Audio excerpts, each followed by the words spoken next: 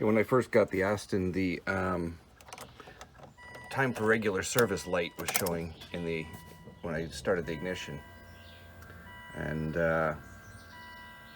hopefully it goes off. It's not on. No, it's been properly reset.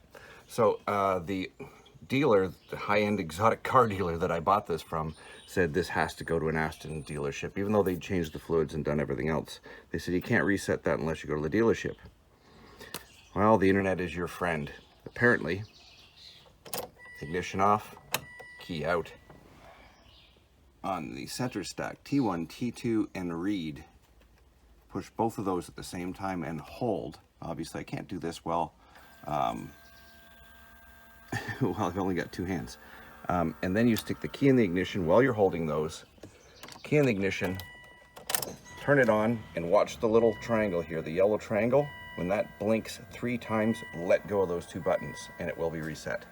If you wait any longer than the 3 blinks, it will just show the sign again. After 3 blinks, let go of the buttons, done, reset. And no more service maintenance, service interval thing. Thanks for watching, pretty simple.